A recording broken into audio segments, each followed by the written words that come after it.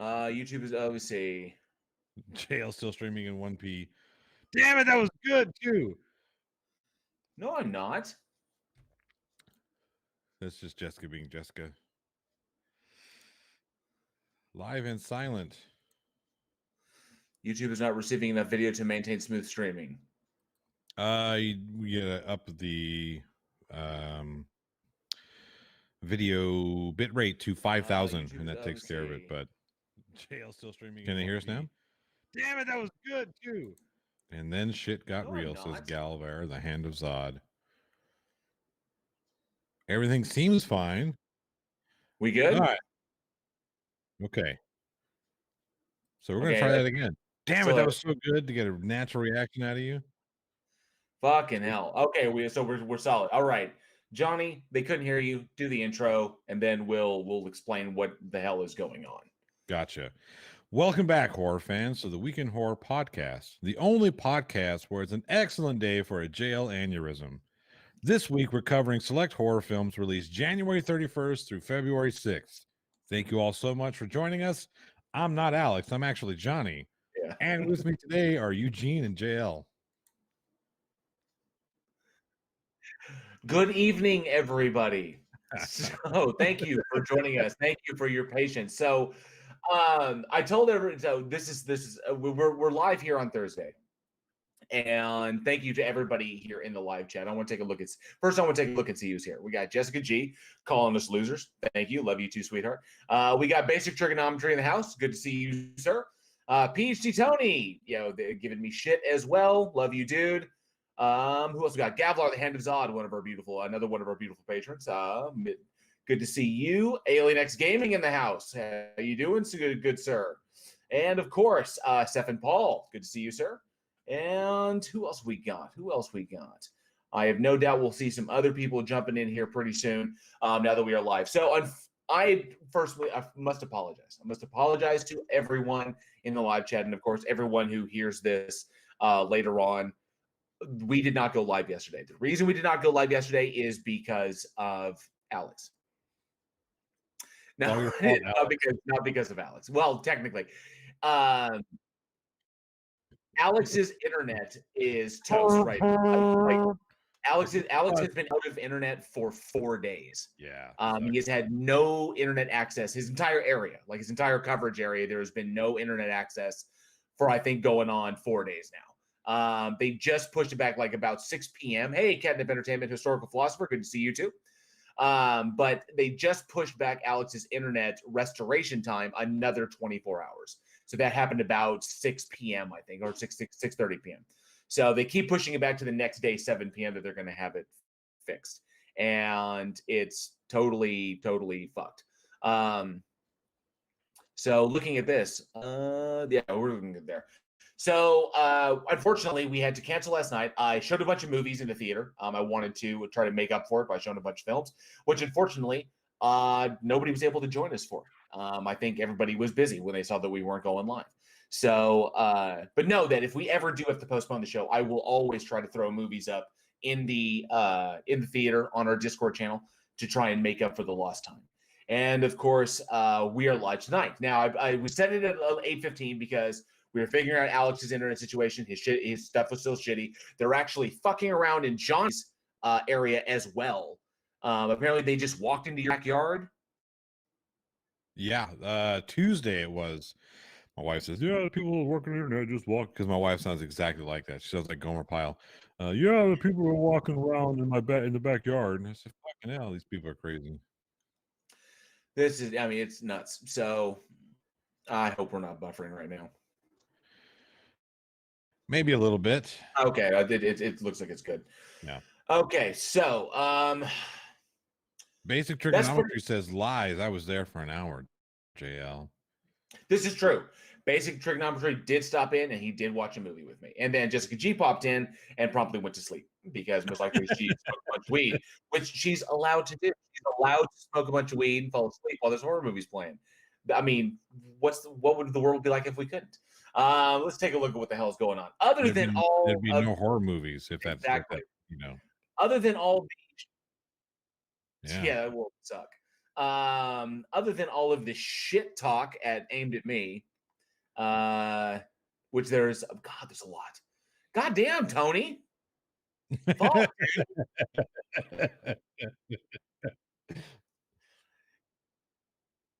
There was a tech issue. JL took all of the recording equipment to an allegedly haunted house, and it got stolen when a paranormal apparition or a stray squirrel showed up.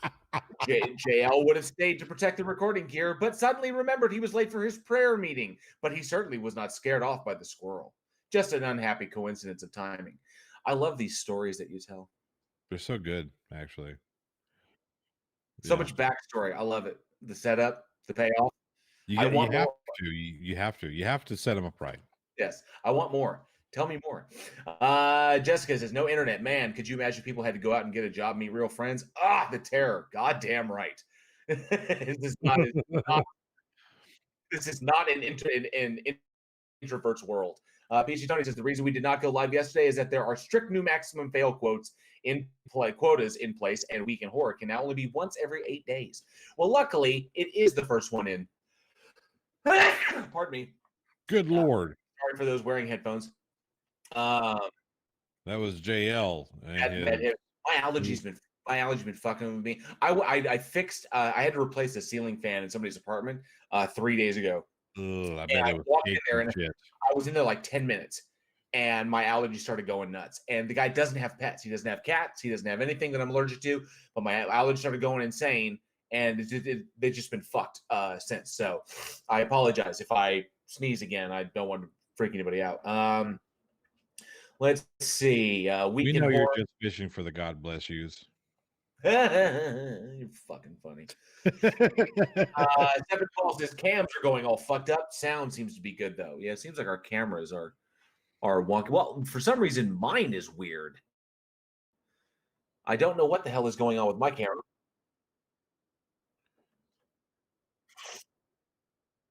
Yeah. That's fucking weird. Let's see. Jessica says, Week in Horror. I've been super frustrated with my ISP throttling my upload speed. So after I joined, I just went to sleep. Apparently we are all having issues. I'm Uh, telling you that it's the deal that all the internet providers have in the States that ends next month. So they're all oh, scrambling to figure that shit out. gotcha. Let's see, Jessica, because I had to end my gaming stream because I pay for 35 megs and I am getting 0.051. Yep. That blows. Yep. That blows ass. Stephen Paul, protector of the alien ghost, protecting the Stargate to the entrance of the Hollow Earth at the bottom of the Mariana Trench. How did you know? Who told you? His name That's is my Kevin. His name is Kevin. job. And PhD Tony says, JL suddenly allergic to fail. PhD Tony says, is JL suddenly allergic to fail? No. No, No, not I am. suddenly. No, I've never been allergic to fail. That's why I do it so often. PhD Tony says, because that can only end badly. JL being allergic to fail would make a good sequel to Thinner. No, it wouldn't. I wouldn't actually lose anything. Hmm. Oh, let's see. Damn. So, oh man, this I've been so fucking stressed out because of this whole situation, and I was freaking out because I like to maintain a tight schedule, and everybody knows that when things don't go right, I tend to freak out and flip out. JL was shitting dental floss. Muted. It got I it got muted myself. scary. Did I mute myself? I think so. I could have sworn I muted myself when I sneezed. I see. I have a button. I can mute. I can mute it. Mm, But mm. despite all of these shenanigans, I want to thank Shenanigans.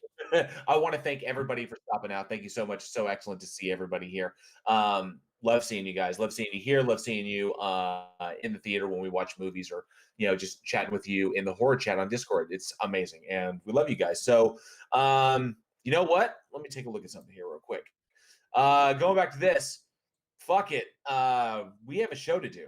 Yes. So, how about All we right, do? Eugene. Let's talk about fucking horror movies. All right, Eugene. What do we have up first?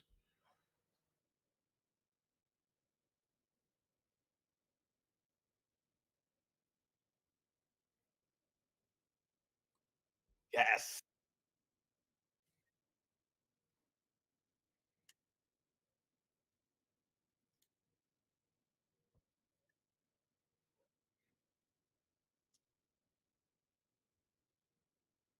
I want every fucking one. I want every one of them. And every producer and all the cast. It'll be Everyone. like that. It'll be like that episode in on The Simpsons where Bart Simpson goes to see Star Wars Episode 1, and they just start taking roll, and then it ends.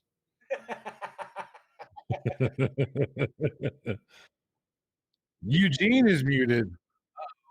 Eugene, how's your audio? Eugene, it's they can't hear you.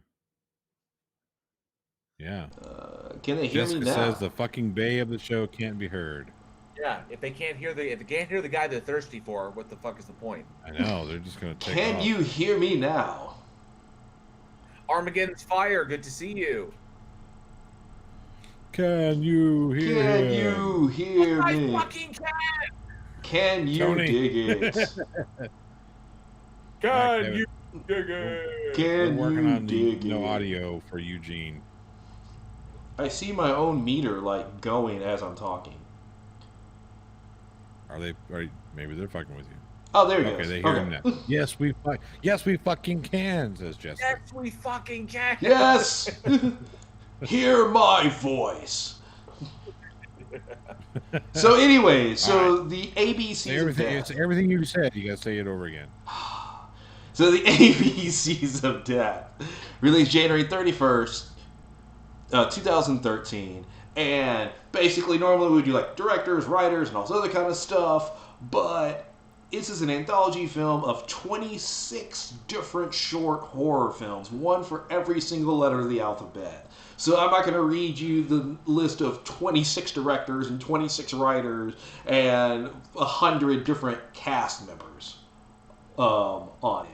But it's a really cool concept because it's just like, basically you go straight down with just letters. So you'll sit there like going with, right off the bat, you have A for Apocalypse, B for Bigfoot, C for Cycle, and so forth and so forth. And they're not really connected Come on, in any get to way. the best one. Get to the best one. Which one do you want? Which one? We know what the best. You know which one I'm looking at. Which one? Which one's your favorite one? Well, we haven't even talked about it yet. Yeah, we'll get there. Yeah, we'll get there. Yeah, we'll get there. We Johnny will. jumping ahead in the script. I know. But- That's why I wasn't looking at it. But so you have one for every single letter, and they're not related in any way, and it's a bunch of different styles. So you get like some claymation, you got a lot of live action, a lot of plot twists. Some are kind of emotional, some are just pure like what the fuck. Like W is for what the fuck, and it's awesome. I thought this was one of my favorite anthologies. I thought the idea of getting together 26 different directors and each giving them a letter of the, and each one randomly drawing a letter of the alphabet, and then a word to go along with it was inspired as hell. And I thought the best part of it, I like to think of the ABCs of Death, and of course its follow-up ABCs of Death 2 and ABCs of Death 2.5. I like to think of them as a really, really solid intro to international horror, because the vast majority of the films in the ABCs of Death were not American horror. A lot of them were. There was a lot of Japanese, there was a lot of Korean, a lot of Thailand, there was some English, a bunch of really, really interesting shit. And you got a lot of people decried the film. There were some critics that said that because it was so different that there was no real theme other than the alphabet, but the stories were so incredibly different that it made the film feel very disjointed. But I actually thought it was fantastic because it really feels like a festival kind of scenario where people from all over the world can come and do their own thing. So like I could like the what was it, the furry one? The H for hydroelectric diffusion. Yeah, H for hydroelectric, which was the World War II one with the Japanese furries, and it was fucking weird as shit. That was weird. And I think that one was, but I mean that's the taste that you get. So I really, really dug that it was all over the world instead of just having a uniquely American experience. There were a few American ones in there, but I dug this. So anybody who has not seen this anthology, I strongly recommend it, because you'll get a real good taste for what people find scary in a lot of other countries, which is arguably much, much way different than what we consider frightening. But some really, really cool, creepy shit in there. I mean, there's 26, and I do have a bunch of favorites. I really do. But one thing that was interesting is, and I wanted to bring up regarding this, and I thought this was so weird, was there was an obscenity, or no, what was it? A disseminating harmful material case that revolved around this movie, wasn't there? Oh, you talking about the Sheila Kearns? Yes, that was it. The Sheila Kearns case. Where she was a substitute in a Spanish class, and she said, "Hey, I'm going to show this movie," not knowing there was some sexual material in there. It's very explicit. I had no idea. Bullshit. It's called the ABCs of Death. Come on. Yeah, right. It's a horror. Well, it's a horror film. Okay. Yeah. Right. That right there says nudity, drug use, and violence. That's what horror film stands for. Don't ask me how that works, but that's what it stands for. Nudity. What did I say? Drugs and violence. Yeah. So I don't know if she was the one who actually said, "Hey, I want to put this on," or if it was a kid who said, "Can we watch this?" And he's like, "Sure, why not?" So I don't know what exactly happened there, but yeah, there was some very graphic sexual shit going on in this film. Oh yes. Yeah. PhD Tony, the film itself is about 124 minutes. Is how long this film went. Yeah, each one is only anywhere from like 3 to like 6 minutes. So yeah, there's 26 of them, but they're not very long. Yeah. On it. Oh, but, dude. Go ahead. But see, the thing I like about it is the fact that it does have like that film festival feel, because a lot of anthologies you'll get maybe 3, and then they'll have some kind of like framing narrative. There'll be like 4 with a narrative. Yeah, like say 3 to 4 framing narrative. I would say you get 3 or 4. 3 or 4 is usually the standard. And yeah, a lot of times you'll have like kind of like the overall director. That maybe each like sub story will have its own director and like want to put it together. So it still has like a consistent feel. Yeah. On it. Yeah. Whereas this is like when you go to a film festival and they'll have like 20 different films, and these films have no relation to each other, and they play them just back to back. You'll have like a 2-hour block, and you'll have all these short films, and they'll just play them. So some of them you love, some of them you won't care for that much, some of them are like really cool, and you just kind of go through, and it kind of keeps your attention and keeps you fresh, because if you don't like a particular one, well, you just wait 5 minutes. But then you get ones that you do like, you're like, man, I wish that one was longer. So like that's why I really enjoy the series. Oh, it looks like It's definitely got something for everybody, and you're right. If you don't like one of them, just hold your breath. Daniel Pratt's water heater has joined the chat. Hello, Daniel Pratt's water heater. Hello? Is it still cold in Chicago? When is Chicago not cold? Oh man, it's weird that you asked that. Did you see that there was a video going around of snow in Death Valley? Yeah, it's kind of funny that one of my wife's coworkers, she was on her way back from someplace in Southern California to Burbank, and because of all the snow in Southern California, they shut down roads. She was stuck. That's wild. Yeah. So in this particular one, I did want to go kind of around the table and find out what your guys' favorite entries in this were. Let's say top 3. Your top 3 entries, because there's 26. So what would be your top 3 entries in this anthology? Johnny, we'll start with you.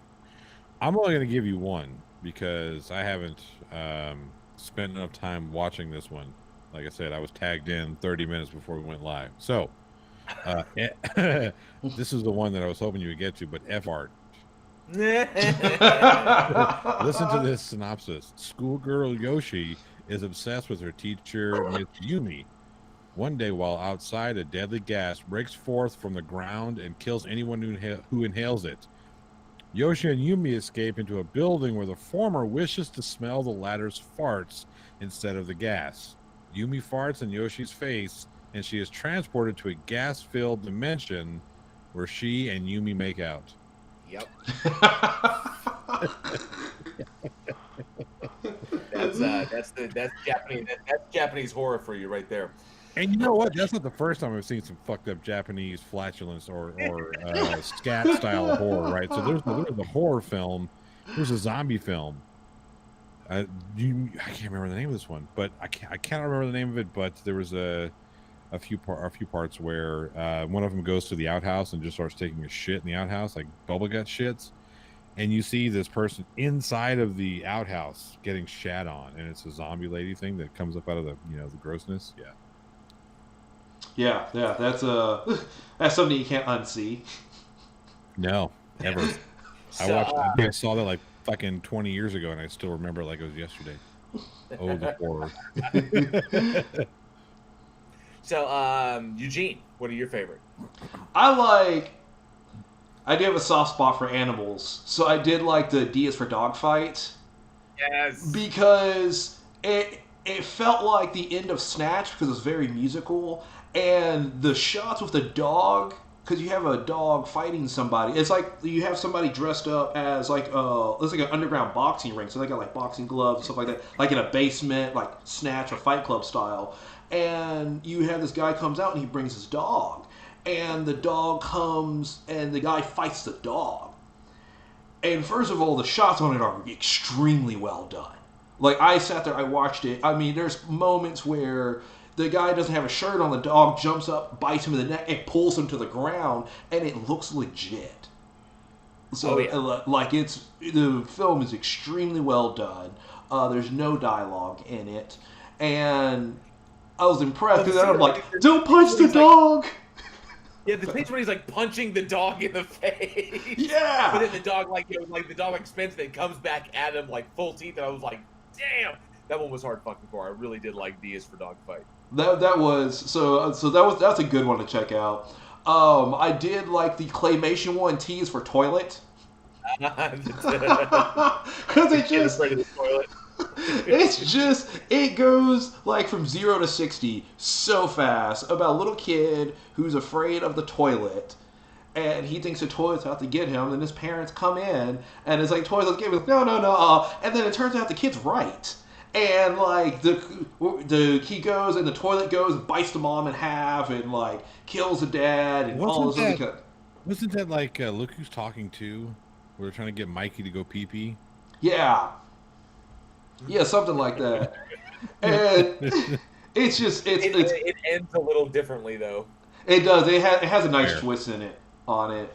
And then I probably, just because of how messed up it was, I could probably do H for Hydroelectric. That was a messed up one, but one of the most creative things I've ever seen. It's messed up. There's furry titties, but it's really great. Not because of the furry thing, because that was definitely furries, but because you're a soldier. I mean, you're a veteran. I would assume that the military aspect would apply to you. It struck me very much like it had the same kind of energy of old World War II cartoons that they would show in between the actual movies during wartime. Where they would use pieces. Where they used them to sell war bonds or anything like that.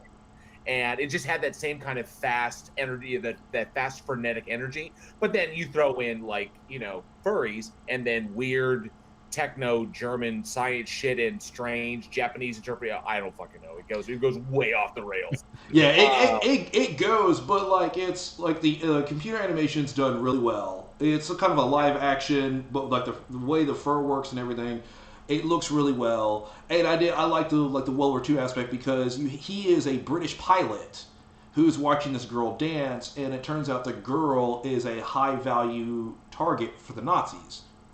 And so he has to go and fight her, and they use a machine and all this other kind of stuff. It's so fucking weird. Yeah, it gets weird. The three I have to say, and I think I've seen the entire anthology so many times. D is for Dogfight is absolutely one of my favorite, predominantly because of the way it ends.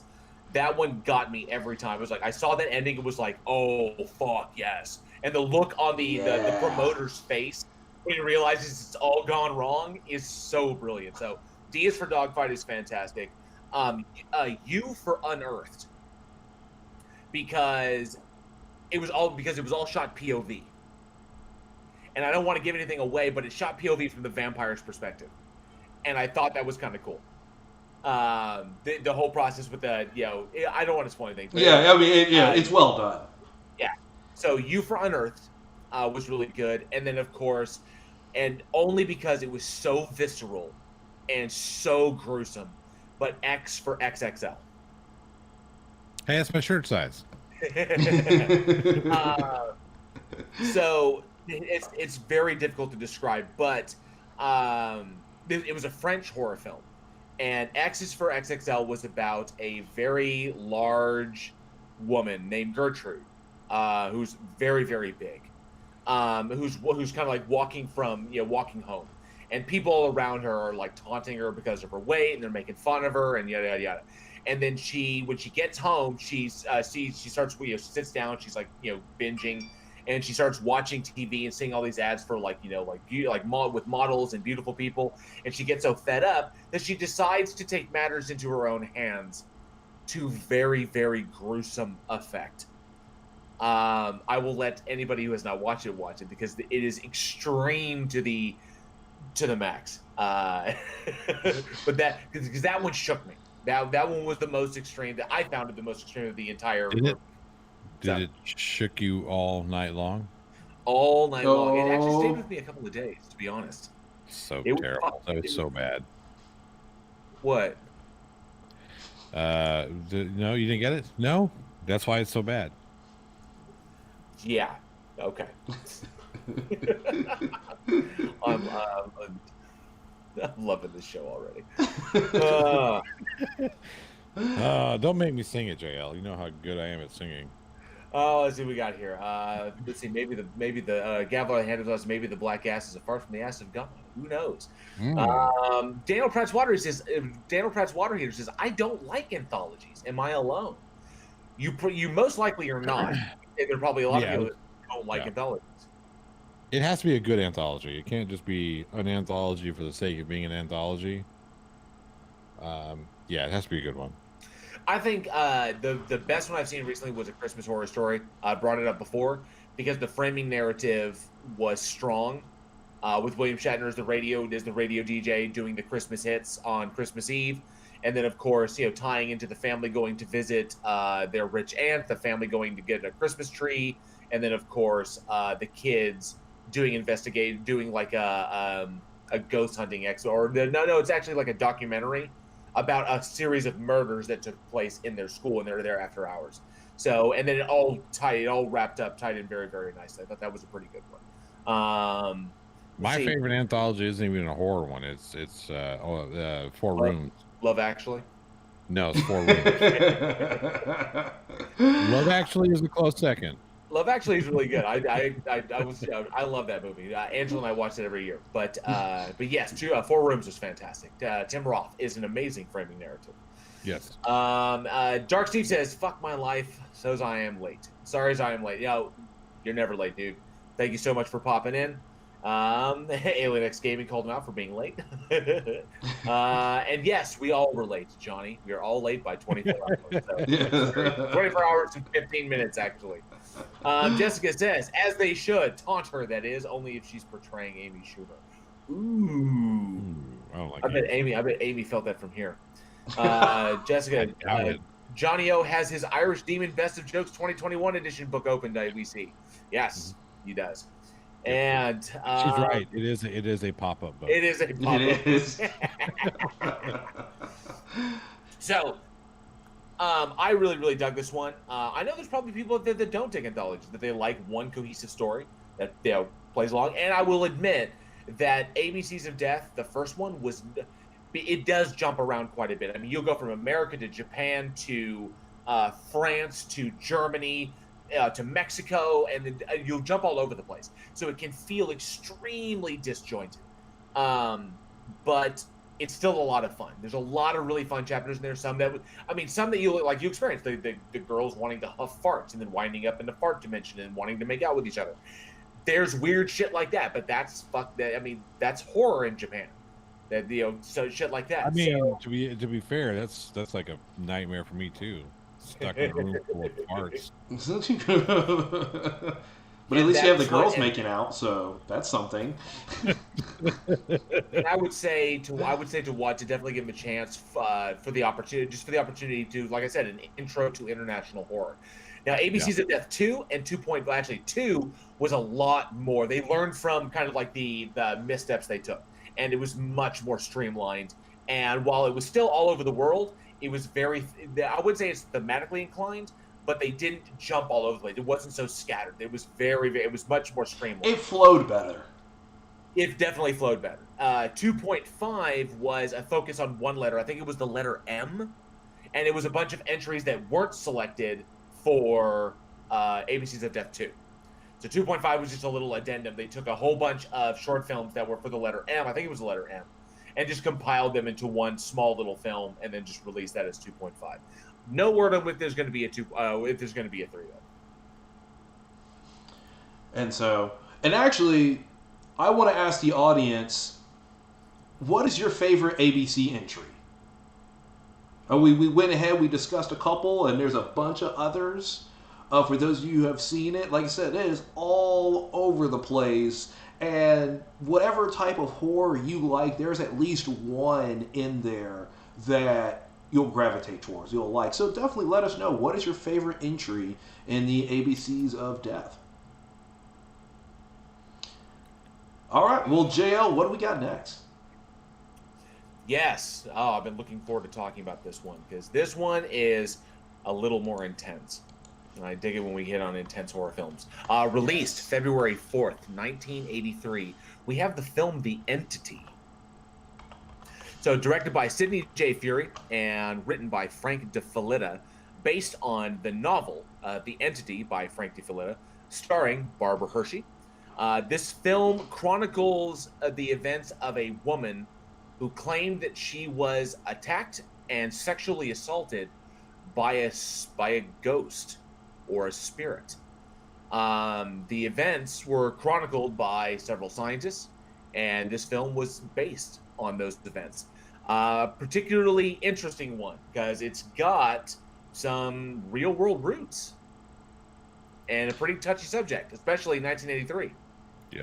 Yep. Oh yeah, this is one. It can get pretty rough. And yeah, it was based on the Doris Bither case. Yep. Yeah. Was that in '74 in Culver City, California? She alleged that there were 3 ghosts that were raping her. So yeah, this interesting to say the least. Yeah. It's wild because it was doctoral students at the University of California of UCLA that actually took on the case, and there was a level of documentation there as to what was going on with this woman. There was, and it's important to note that that during their investigation, they also discovered that she had a traumatic childhood, that she substance abuse problems. Excuse me. She had physical abuse. She was physically abused. So she had there's a lot of pathology for this character, person. So yeah. Yeah. And here's a funny thing. One of the funniest things about her that in my prelim research here is that she claimed to have photographed orbs all the time. Now it's funny because people who've watched my channel and some other channels, like Creaky just put out, was it Creaky or was it Simon Dan just put out a video about Mary Colvin Hill. Oh, I think that was Creaky. Yeah. Talking about the shit she was in the snow. Yeah, in the snow. Yeah, you got it. Yeah, so I've done stuff on this lady before too, and she takes, like, Prime Red and I did one on this lady where she was that's what she talked about, photographing these orbs. So when I saw that, I thought, well, shit, this is kind of weird. It's kind of freaky that this connection was made. But well, one thing it has to be said that they also commented that if she was living in the house with her 4 sons. Yep. And the house was in extreme disrepair. It had been condemned twice. Yep. So is falling apart around them. And of course, if you're taking pictures in this kind of falling apart house, I have no doubt that you would catch stuff up close to the lens. You'd catch fuzzy things flying around. I have no doubt that's most likely what she was experiencing. It was interesting though that the events were extreme enough to warrant the attention of legitimate scientific study. I found that to be really. I mean, there's one of the things that kind of grabs your attention regarding this particular film, but also it was just, number one, Barbara Hershey puts in a fantastic performance in this. This one was hard to watch in some instances. It reminded me very much of that Monica Bellucci film, Irreversible. Yeah, I think that's it. Yeah. Okay. Yeah, and which was a very, very hard to watch film. But this one was tough, just given that. But ultimately, I found it intriguing because I felt very much that Barbara Hershey's character was a final girl because of the position that she's put in by all of the male counterparts all around her, who everyone decidedly male. Everyone in a position of authority is male. The doctors who are looking into her case, the police when they show up at the house, everyone around her is either telling her she's crazy, telling her she's misinformed, telling her that she's just looking for attention, and everybody's discounting until eventually she has to take things into her own hands. And it felt very Final Girl to me. There was a tremendous theme here of, I would say, female sexual victimhood and its portrayal in society, especially the early 80s. Because in the early 80s, it's the early 80s. Shit still happens to this day. I mean, absolutely. The whole idea of what happens to a woman when she goes to get, a rape kit done on her. My God, are you sure this happened to you? No, motherfucker. I made this up. You know what I mean? The whole idea, the shit that women have to go through who are sexually assaulted. It's fucking sickening.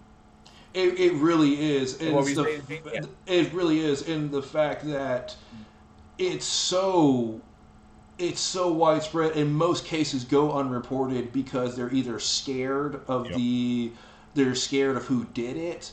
They don't want to get their name slung through mud. You go through a trial, their defense attorney is going to talk so much shit about you and how you're lying and all this other kind of stuff. Yep. And a lot of women don't want it. It's like they don't want to go through it. It was a one-time thing.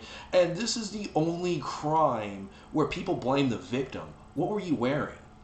You were out late at night in a parking lot. If you get shot and killed, no one goes, well, you're out in the parking lot at 2 o'clock in the morning, you deserve to get shot.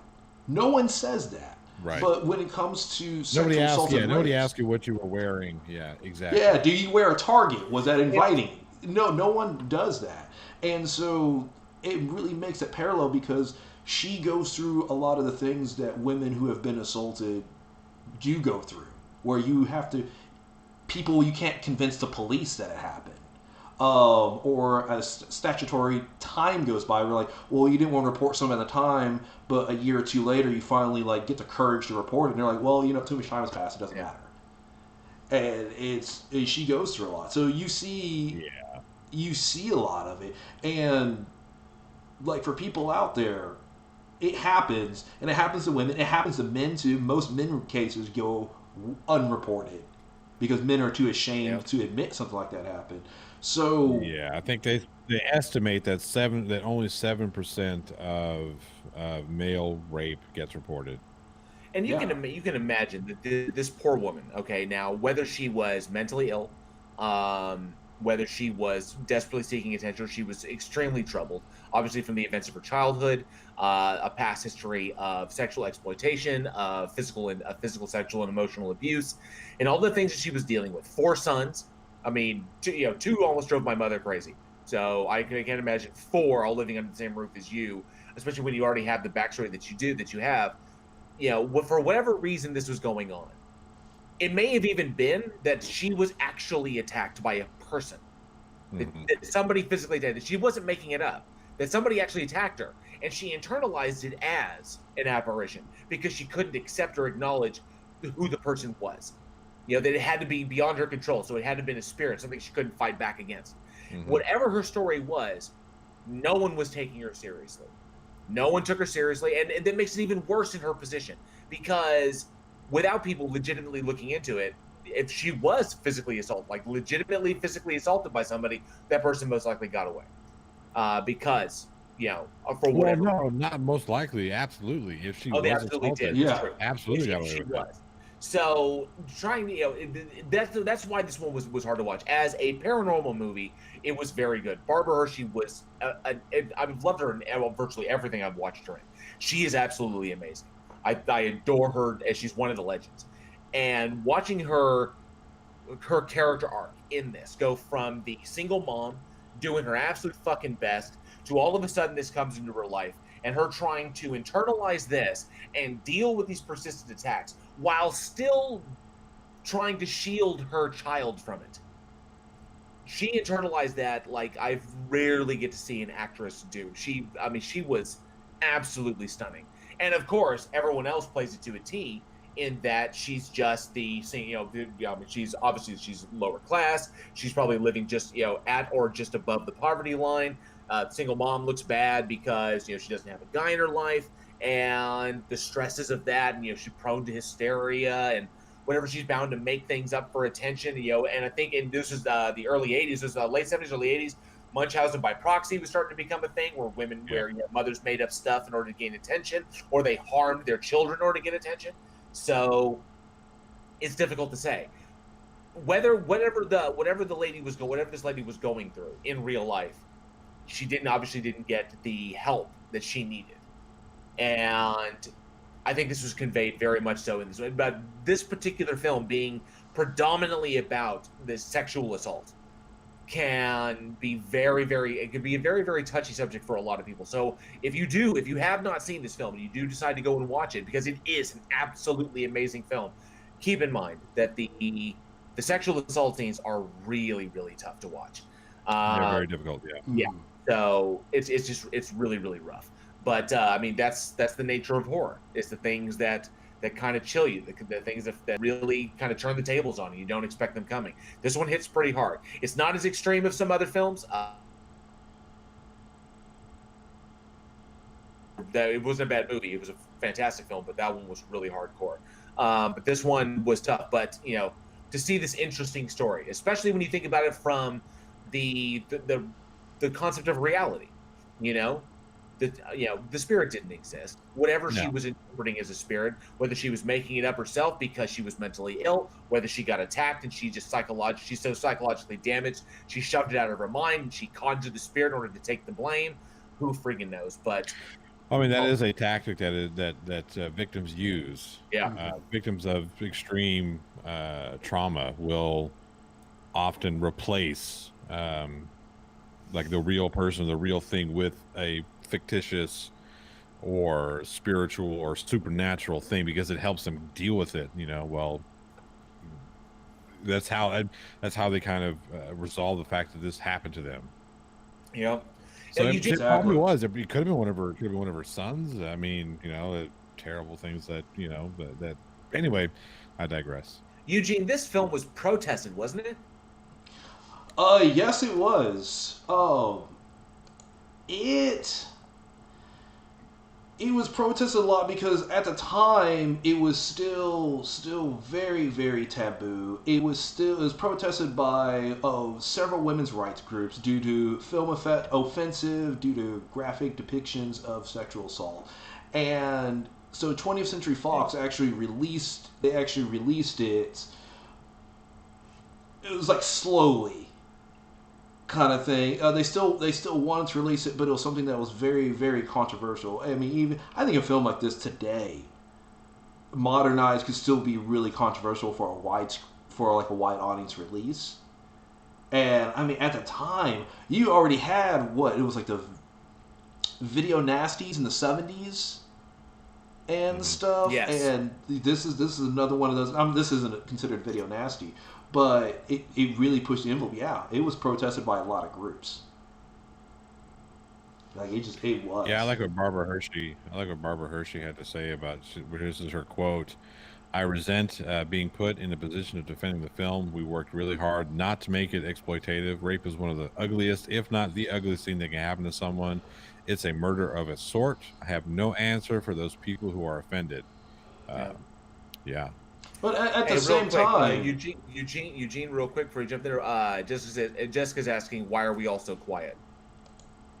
In the chat, that is. Oh, in the chat. Oh, yeah, okay. yeah, people have been quiet in the chat. Yeah, I was like, I haven't touched anything. Sorry about that. Audio wise, but that's one thing about horror though, is horror is the one genre where you can really dive into some of these subjects and really bring attention to it, because you couldn't do this in a comedy, you couldn't do this in a disaster film or a zombie film, whatever. Even a zombie taking part of horror, but to get the visceral feel of it, to get to make somebody sit and watch a film where you put on the other shoe and see what it's like. Yeah. Now, one thing before we move on, I do want to cite that for those who really dig horror movies and how horror movies are made, the effects in this film were I think the vast majority were practical, if not all the effects were practical effects in this, including some of the more graphic assault scenes. There's a particular one in there that I wanted to cite where Carla, the character Carla, played by Barbara Hershey, is being assaulted, and it was really wild because the effects are overseen by Stan Winston, and there's a scene where she's on the bed, and you can see fingers or the indentations of fingers in her skin. Just like it was like, and that really boggled my mind. It's like, how the fuck did they pull that one off? And it's so absolutely wild. When you think about stuff like this, it kind of blows your mind a little bit. But it's the classic. I would say the girl in the magician, the girl in the box, where what you see is not really her. So there was a latex body that was made of Barbara Hershey, right? And then of course. And what a terrible day that must have been having to do that one. So, apparently at the time, this is 1982 when they did this. $65,000 they spent to make this thing. God damn. Okay. Wow. So it was a full neck down, from the neck down latex body that they made of Barbara Hershey. Full. Of course they do the makeup, show the bruising and all the injuries that she's taken. But what Winston did is he put suction cups inside the latex body that he could run in sequence to make it look like fingers pressing into her skin at various points, like hands moving across her skin and everything like that. And when that came out, because when you're watching the scene, it's so fucking seamless and it looks so brilliant. But in actuality, it was her head on the bed. It's her head. And then, of course, the rest of her body is hidden. It's hidden underneath the bed. And then, of course, the body laid out in front of her. And then the effects team working on the fake body in front of her, which I thought was wild. So that one I think deserves some serious mention to the level of technical capacity it takes to pull off a movie like this, which is why all of us love practical effects. I think everybody in the chat loves practical effects. Practical effects is the way to do it. Yes. Yeah, practical is always the way to go. And what makes a practical scene work is not the perfection, it's the imperfections of it. That's why practical works, because everything doesn't look perfect in real life. And CG tries to accomplish that, and that's why CG looks like CG, because it looks too perfect, and we can pick up on that. Yep.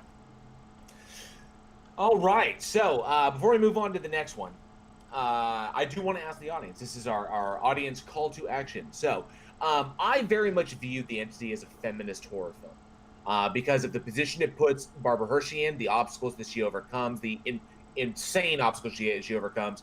Obviously, the depiction of women in the face of society, and the society that doesn't take them seriously, regardless of the circumstances of their situation. And how she overcomes this and ultimately comes out to be stronger and to be the hero of the piece, in the light of everyone standing in her way. So I definitely consider this to be a feminist horror film. I would like to know, anyone in the audience who has seen this film or seen other films, what is your favorite feminist horror film? Now, I know that sounds weird because when we talk about feminists, we might consider the final girl who overcomes everything to be the hero at the end. But not all women get to come out on top like that every single time. They don't always get to be the heroes, but there are oftentimes feminist underpinnings to the horror film. Like there was a movie called The Final Girl, I think starring Abigail Breslin, where that was kind of an action horror film. But I definitely would like to hear what your favorite feminist horror film is of any of the ones you've seen. Let us know in the comments or let us know at weekendhorror@gmail.com. We'd love to hear what you have to say. Because Alex has no internet, he'll be looking forward to reading those emails because he is so very fucking lonely. Once he's able to read those emails. He's really cut the fuck off right now, like stuck out there in the middle of nowhere in the sticks. It's not that bad. He lives like 20 minutes away from me. It's not that bad. He lives in a fucking hole. Where he lives. I picture some cave. That's not. Look, that's not a hole. That's our tornado shelter. Okay. All right. So, Jessica G did want to know why everyone was being so quiet, and apparently, it's people just woke up. Stephen Paul is quiet due to being fucked up on painkillers. I know your situation, Stephen Paul. I am really, really sorry, and I do hope you're feeling better very, very soon because I know that his name really is Kevin. Well, I don't want to. Anyway, I'm not being funny. I'm being serious. I know, but I didn't want to call it his name. I've got to call it by his screen name. That is his name. That's how you say his screen name. Is Ceffyn? Yes. Kevin? Not everybody spells shit the same as we do here in America. Wait, did you say Kevin or Kevin? Kevin Paul. Like Home Alone. Kevin. With a V? With a V sound. Kevin, I am so sorry if I've been mispronouncing your shit, man. I really am sorry. You have my deepest apologies. Let's see. Jessica C. Tina Jones. I'm wearing my Jessica G says I'm wearing my Weekend Horror bra that Tony made me out of his Weekend Horror diaper. I don't know how to respond to that. You can pick up your Weekend Horror diaper if you go to Teespring now. Tina Jones says, I am the only one wearing a Weekend Horror t-shirt. And apparently, she's also drinking out of her Weekend Horror coffee mug. So, yeah, we appreciate that. It is a good coffee mug, isn't it? It is. Angela loves ours. I know Tony, I know Johnny loves his. Jessica, I wasn't telling a joke. I do love mine. Coffee doesn't taste better out of any other cup except my Weekend Horror cup. Nice. And apparently we got something going on with the notifications. I do apologize about that. I don't know why notifications didn't go out. Charlie Welch, you are not the first one to say that there was a notification issue, but the notifications did go out on Discord. So that they were there. That's how people knew about it ahead of time, is that they went out on Discord. So if you're a member of our Discord channel, the link will be in the description. If you're a member of our Discord, you'll get those notifications automatically. Or if you're a member of Team's Discord, you will also get a notification there because we're in his, chill channel, and it pops up there. Thank you to Bacon Earth who helped set that up. Jessica says, Ghostbusters 2016, absolute amazing pile of shit. My favorite pile of shit of all time. God, that movie was bad. That movie was so bad. That movie didn't need to be made. That movie was so fucking... That was just wrong. Let's see. What's it? Oh yeah, PhD Tony with the obvious award, or the Captain Obvious Award of the Year. You'd be surprised how hard it is to come up with great comedic material during a discussion of rape. Yeah. Yes, it would be quite difficult to do. Fair. Well, that's why. Look at the first 5 minutes. No, look at the first 5 minutes of Jim Jeffries. Is it Freedom or is one of his stand-ups? Yeah, it's like first 5 to 10 minutes is him making fun of rape. Oh wow! So rough. Wow. Yeah. Oh, let's see. Yeah. Well, I'm sorry. Hang on. That's then actually correct. It's not making fun of rape. It's making fun of Bill Cosby. Oh, okay. Oh, Bill Cosby. Okay. Rapes. Oh. PhD Tony says, what I said, Gavel of the Hand of Zod said, Rosemary's Baby. Yes. Mm-hmm. Yes, sir. Very much, yes. That movie, because of the complications regarding Roman Polanski, which we will not go into detail here. Anybody who's a horror fan is familiar with it. But it can. But I mean, I'm not. I have my opinions on that. But regardless of that, Roman Polanski is one of the greatest directors of all time. He is just as an understanding of film. He is a legend. He is a master. Rosemary's Baby was one of those early films, and that movie is fucking amazing. He's a piece of shit human being. That has to be said. Yes, he's a piece of shit, but Rosemary's Baby is one of the most influential horror films ever. They influenced movies like The Exorcist and Poltergeist. So, yes. So very. I mean I mean, even more than that. There's a truckload of B films, C films, and even underground little horror films, even little gems that took inspiration from that film and the performances within that. It's an absolutely stunning film. I would say required viewing for any fan of horror. And thank you, Kevin. I understand it happens a lot, so I will make sure that I do not make that same mistake again. PhD Tony says, I have 3 Week in Horror shirts, and they're all great. And Jessica says, 1 for each roll. And he says, no, 1 for every 2 chins. Oh, I love it when the heat comes off of me and goes back to them. But because I've said that, it's all going to come back to me now. Jessica says, hey, Ghostbusters Afterlife looks dope as fuck, though. And you are correct. I am looking forward to that movie. Especially since it's rumored Rick Moranis will be returning. Nice. Yay. It's a rumor. I'm hoping so. Jessica asked, JL, where the fuck is Antlers? It fell out of its 2021 release date. I did not hear that. And if that is true, I'm going to be heartbroken because I've been waiting fucking a year and forever for that goddamn movie. I've been tease me with a when. I've been waiting for. Like, there's so many films I've still been waiting to see that just dropped. They were supposed to come out last year, and they dropped. So many. This one, according to some news, it's coming out in October 29th. Okay, I have a. Yes, you are correct, Johnny. It is slated for October 29th, 2021 for a U.S. release. And given what's going on right now, it'll probably be a digital. And this is Fox Search. This is Searchlight Pictures. That may be a digital-only release. Searchlight is just not large enough to really do major theatrical openings. So that will probably be digital-only. Unlike Warner Brothers, because Warner Brothers is doing theatrical and HBO Max. Because they have their deal signed with them.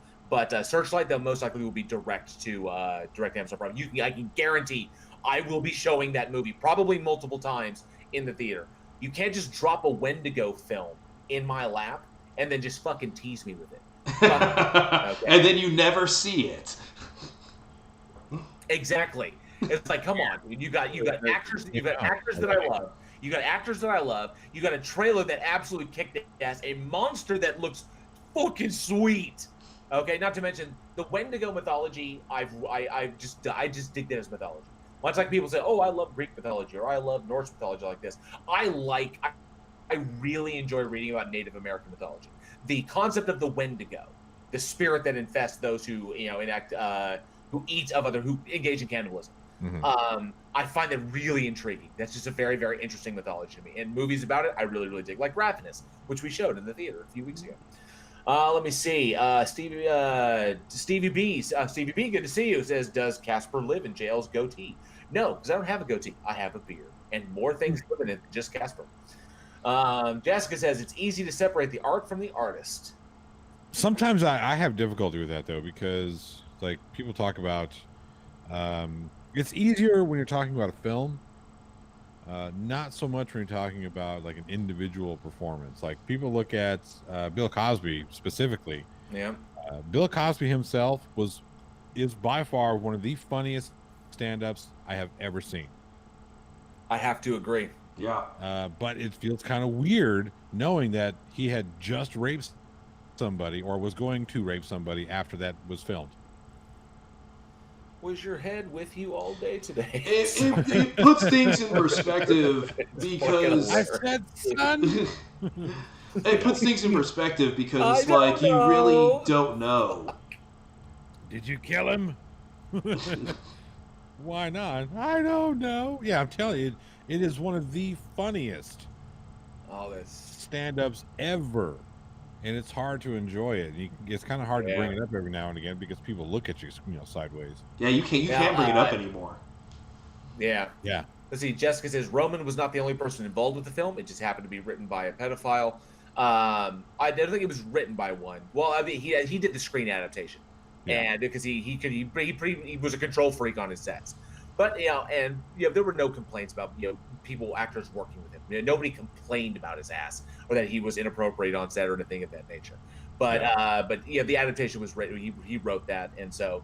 But I think it's important to be able to separate that for the work from the person who did the work. Just like it's hard for me to watch Powder without thinking about what's his face. Like, oh, come on, man. Yeah. And his was a lot more egregious. Well, I don't say a lot more egregious, but his was very similarly egregious. Oh, Victor Salva. Yeah. Yeah.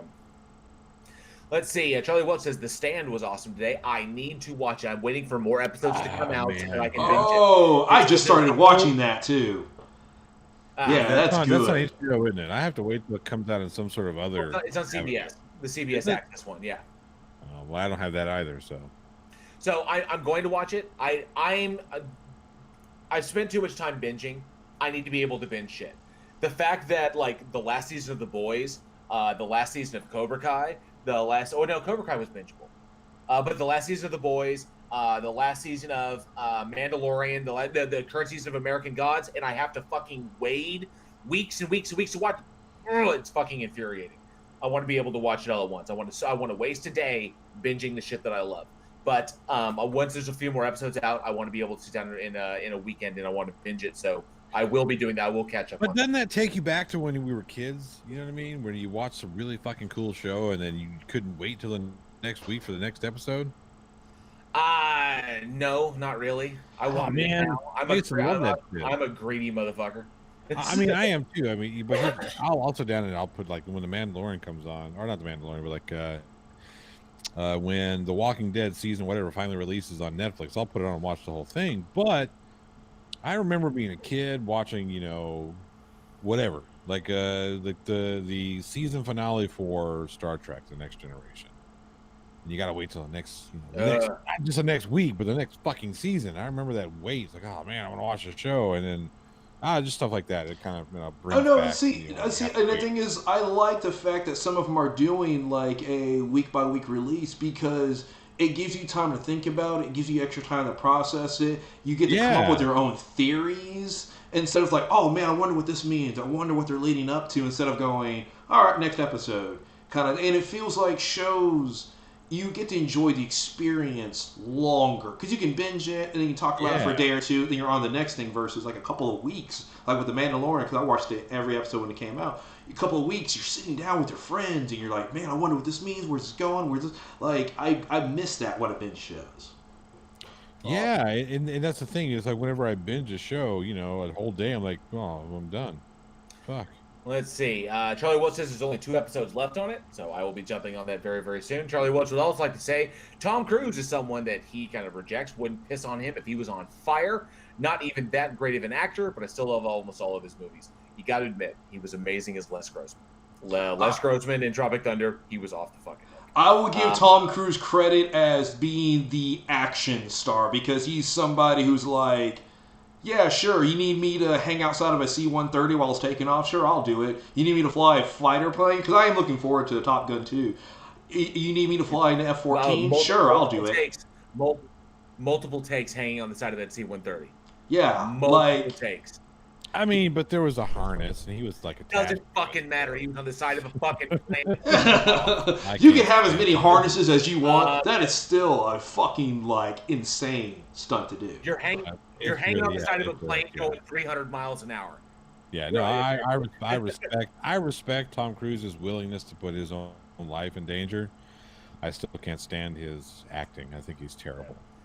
Let's see. PhD Tony says, yes, I remember that. That's why I no longer want to wait at the plot hole. Exactly. Agree with PhD Tony. Jessica G says she will be streaming it. So yes, that'll be awesome. But what you people seem to forget is that it makes the wait longer, because after you've been whatever show it is, you have to wait even longer until the next season comes out. Johnny's on a tear.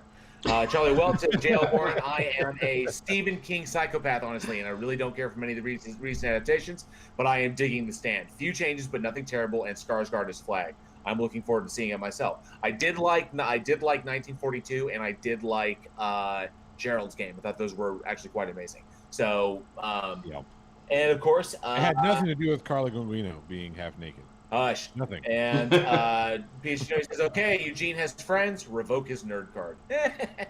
He doesn't have friends, he's got hoes. I got hoes. You ever seen it? We still have 2 movies to talk about. So yes, back to movies.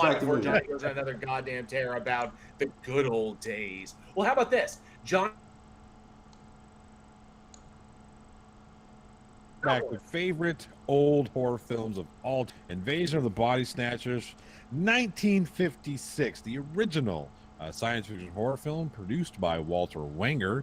It's actually Wagner, but I like saying Wanger. Directed by Don Siegel, stars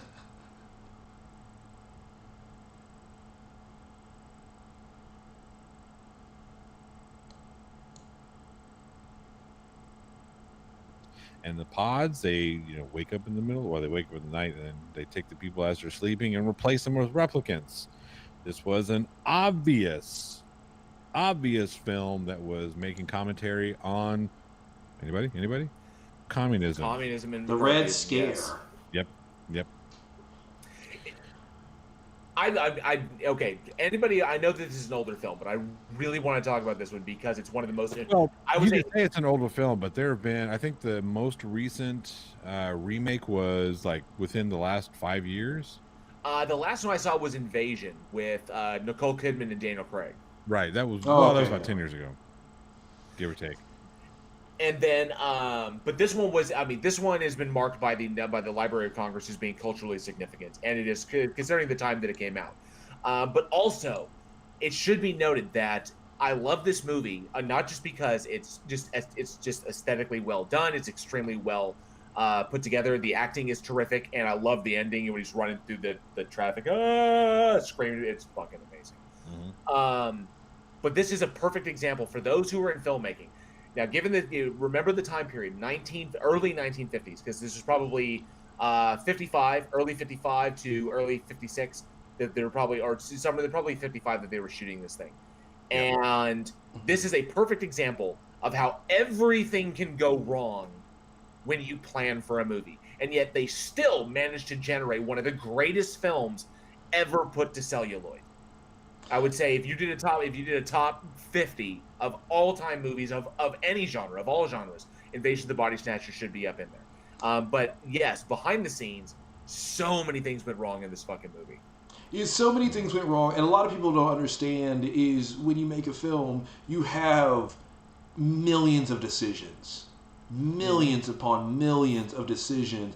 And to make a good film, if you can get the majority of those decisions right, you can have a good film. And it's rare where somebody gets like all of them right. So that every choice they made, they had so many things that happened. Because first of all, they were granted a budget of $454,000. Their 24-day shoot, $454,000. And then can you imagine that? Can you imagine that $500,000 in 1956? 1956. And that's fucking insane. So they went, and that was the budget that was secured, and they're like, okay, yeah, we're going with that. And then right before shooting, it got slashed to $350,000. So they lost $100,000 right before shooting. They were we'll only do 20 days, $350,000. And right off the bat, they're like, okay, well, these are the actors we wanted, so now we can't afford them. So now we got to we're going to pull some big names and get us attention. So now we got to pull people who work for less money. They were supposed to be shooting at location at the Mill Valley in California. And then they're like, well, now your budget's cut. You can't afford to shoot on location anymore.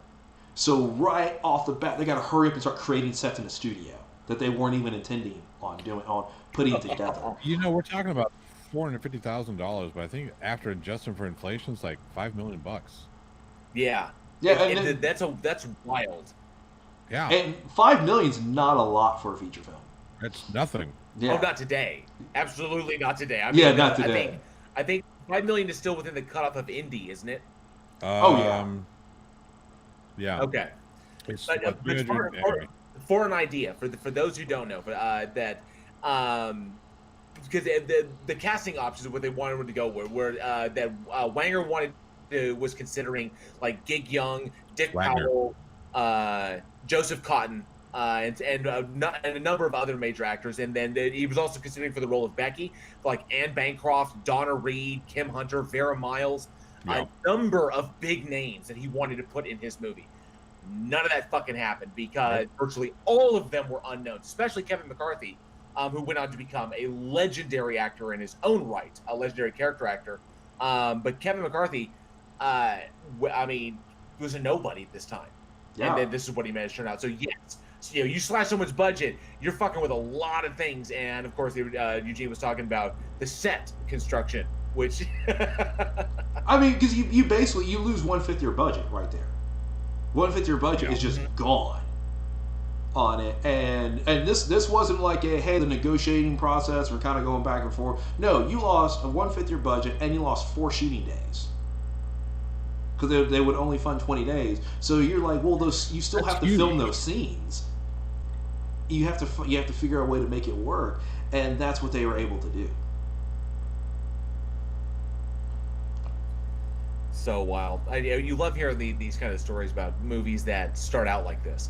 That you're trying to imagine being the director, especially at a time when I think 1956, the Hays Code was still in effect, wasn't it? I think so. I'm pretty sure the Hays Code was still in effect. I think it's right. Okay. When did Psycho come out? I think it's like towards maybe the tail end. 63. Yeah, so the Hays Code's still in effect. Because I know Psycho was the one that killed Hays Code era. Yeah. Since you got probably knows the Hays Code in mid 1934, 1968. Yeah. Okay. Was when it went out. So yes, this was right in virtually right in the middle of the Hays Code. When it was given that time and the politics of movies at the time, especially the politics of studio heads. It was much different than it is now. So you had you were tapped as a director, you do have a level of power, but it's very much a top-down power structure. Shit rolls downhill, and you don't have much say, especially when the studio puts their foot down. So that's pretty much it. The idea of outside investing or private investing, like occurs today with tiny little production houses all coming together, that really didn't occur in those days. The studio pretty much controlled everything, and in this particular one, it was Allied Artists, which would, I think, Eventually go coming United, didn't it? go on to become Monogram. And I know they have a... Oh, they're presently a dormant film production company. That's why they don't have a current name. But at those times, if you got slated for, you knew where the budget was coming from. It was coming from one singular source, and those big heads. Typically, it was one person, and or one person who led a board, or it was one person individual, and that was pretty much it. That's where it went. And if he didn't approve it, then you weren't getting shit. So you got to kind of deal with what you got, and it's a testament to Don Siegel's directing capabilities that he was able to pull this off and pull off one of the greatest films ever made. Given what they did to him at the very, very last minute, when he obviously can't argue. Most likely, choices like this were done because the studio may see another movie is more profitable, because this was technically like a science fiction horror film. There may be other movies that were more profitable, so budget was literally taken from his project and given to somebody else in order to help make that a better movie, because that movie was going to make more money. Maybe it was a drama or it was an action or whatever. They had better actors. So it was like, they don't need that money over here. They can it's just sci-fi horror, and they can just give it to somebody else. That shit went down all the fucking time. So. Oh yeah, and the thing is, another thing is directors are fired all the time. You didn't have the Quentin Tarantino's, Christopher Nolan, those big name directors that are today that can kind of make their own demands on how they're going to shoot stuff. No, directors, they were fired. Most movies had multiple. I think Gone with the Wind had 5 directors, ending with Victor Fleming. And then he was the one that cleaned it up. And then you had Wizard of Oz had a bunch of directors, and Victor Fleming got that one also. So technically, he got credit for directing both Gone with the Wind and the Wizard of Oz. But you said director, because they'll basically, hey, we're going to slash your budget. And you're like, well, that's not fair. Okay, well, you're fired. We'll fire somebody else. Like, directors did not have a say in stuff like that. Johnny, go ahead. You were saying, Eugene? Yeah, go ahead, Eugene. Oh, yeah, that's all I'm saying. Is like, so you had to work with what you got as a director at that time. Mm-hmm. Oh, I was just gonna say, Johnny, you guys, did you know that Sam Peckinpah, the legendary director, had a small role in this film, right? In the Body Snatchers. Yes. What did he play? What did he play? He was Charlie the meter reader. A little bit of the hymns, if you catch it. That's fucking Sam Peckinpah. Yeah, that guy right there. One thing I wanted to chat about on this one was, we do like to talk about the societal impact of particular films. We have always regarded horror films as kind of a barometer for the anxieties of the nation, sometimes the anxieties of the world, things that are going on. And at the time, 1956, America was steeped in what was I think now commonly known as the Red Threat, or the advent or the tide of communism, or McCarthyism, as it were. When everybody was a fucking commie, you just pointed out, it was like the Salem witch trials on a political level, and just a bunch of crazy shit going all around. And it's interesting. Where that comes from. Yeah, and it's interesting because I wanted to bring this up because people have gone back. Obviously, they look at this film and it's considered culturally significant. You can see the fucking parallels, between the rise of communism and the rise of McCarthyism in response to communism, and of course the fear of the loss of identity, the fear of the loss of solidarity and autonomy, everybody conforming into a singular kind of like automaton that just kind of goes along and does whatever it's told, and it's just a one more gear in the machine. And obviously the parallels are there. They're almost transparent. But the author of the book, Jack Finney, and the guy who did the adaptation, the screenplay, Daniel Mainwaring, intended absolutely no political ideology with this movie. That it was not in their heads. It was not in Jack Finney's head when he wrote this fucking thing that the aliens, or sorry, that it was an allegory for anything going on in the United States at the time. But we've looked back and we've seen it. Now, there was another individual, god damn it, I cannot remember his fucking name. There was an author who wrote a book that was all about the rise, and I think it was back in the late 80s.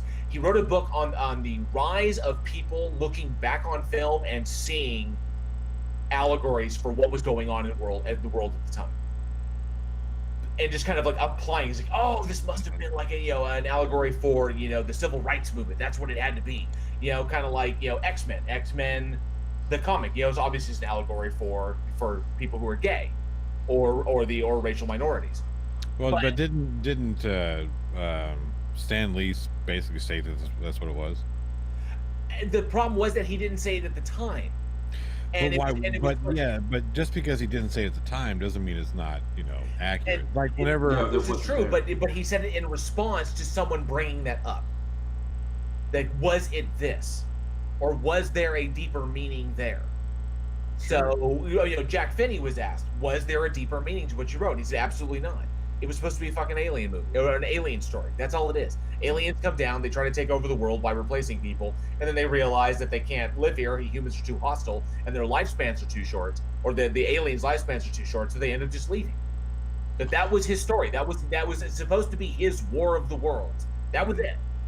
And Well, it's to me, it's kind of like the term the author is dead, or the artist is dead. That once an artist creates something, that they put it out there, and then it's more based on how people interpret it. So it could be like the author never had an intention, but when people look at it, that's what they see. It's just like if you make a horror film and then everybody laughs and they see it as a comedy, then your film's a comedy. Yeah, I have an issue with that. I mean, if I write something and somebody interprets it a different way than I intended it, well, they're just wrong. I mean, you have your right to your own interpretation, but if I write a film that's about, puppies farting rainbows and you think it's about cats sniffing daisies, well, obviously you're wrong. Just because your interpretation is that doesn't mean that that's what it means. No, that may be what it means to you, but the original intent of the piece is this. Um, I've never succumbed to that. Well, the audience is right. Now, sometimes the audience is wrong. It's just because it may be an excellent interpretation or an excellent way to look at what they're saying, or look at what they believe or what they think the interpretation is. Look at the different interpretations. But ultimately, if I write a book and I say it's about whatever, it's about what the fuck I said it was about, regardless if you got it or not. You just didn't get it if you don't come to the same conclusion.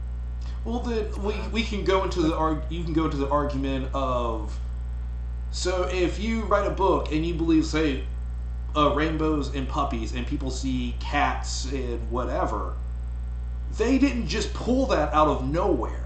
It's not like they're just like, well, I'm going to go into this thinking about cats, and then they can go and read and cat. I mean, so they had to pull evidence from somewhere. Extreme, though. Oh, well, I know, but the thing is like, they have to pull evidence from somewhere for them to form their opinion. So if you write a book about something and somebody else interprets it differently, then is it the artist's fault because they didn't interpret what they wanted to well? Yes. So that would be the caveat to what I said, is that if you didn't get what I put out there as the way that I put it out there, then it's ultimately my responsibility or my mistake. I didn't do a good enough job putting presenting my piece as but that's the nuance of art, though, is that you can be subtle with your message, and if someone picks it up or interprets it in a different way, that you will have left it because you want to be nuanced or you want to be subtle. Well, You're it's true. open to a level of interpretation. That is a part of the experience of art. So there is a little bit of interpretation that I will like. Especially if artists say, "Hey, I'm leaving this open to interpretation," then that's different. Then obviously they're making this to invoke thought about whatever. Okay. But like we're talking about this author who wrote this film, and the problem that you get into with filmmaking is that if I write a film and I present my script to whoever, well, there are so many different people that are involved with producing that, with taking it off the page and putting it onto the screen, that the interpretation is going to get lost. So filmmaking is a little bit different. Yes, PhD Tony, there's only one correct way to interpret that. That is 100% accurate. But filmmaking is a little bit... Strom goes shite. Yes, right. There you go. But filmmaking is a little bit different because there's so many different influences that are going into making this film that it's probably... that's a less harsh rule when you're talking about film.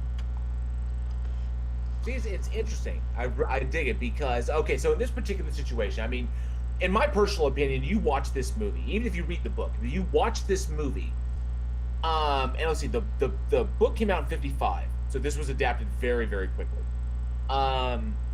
If you watch this movie, in my view, it was as transparent as The Purge.